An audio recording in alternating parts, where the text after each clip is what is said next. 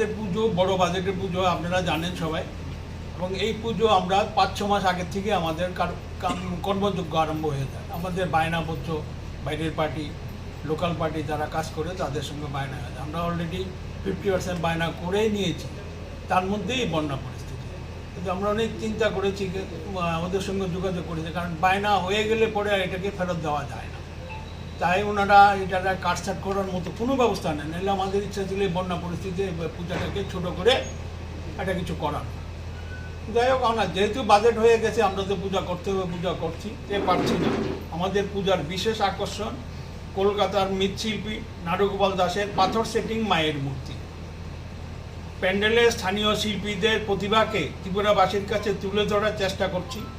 প্যান্ডেল হচ্ছে বিখ্যাত গ্র্যান্ড লিসুবয়া হোটেলের অনুকরণে। ওর সঙ্গে থাকছে আকর্ষণীয় লাইট অ্যান্ড সাউন্ড শো। এবার লাইট অ্যান্ড সাউন্ড শো শুরু হবে আমাদের দেশবন্ধু চিত্তরঞ্জন ক্লাবে উপরে যে মোটর স্ট্যান্ড রয়েছে গুলবাজার, যে রাস্তাটা চিত্তরঞ্জন রোড, সেই চিত্তরঞ্জন রোড থেকে এবার আমাদের লাইটিং শো দেখানো হবে। স্থানীয় শিল্পীদের প্রতিভাকে কাজে লাগিয়ে মণ্ডপ ও রাস্তার লাইটিং করা হয়। রুবাই ডেকোরেটরে কর্ণধার রাকেশ সাহা ও স্থানীয় শিল্পীদের তত্ত্বাবধানে। মুম্বাই শিল্পীদের দ্বারা সাউন্ড ও লাইট শো আয়োজন করা হয়। আমরা সমস্ত ক্লাব সদস্যবৃন্দ সিদ্ধান্ত গ্রহণ করি বন্যা ত্রাণে চিফ মিনিস্টার রিলিফ ফান্ডে 51,000 টাকা দান করা হবে।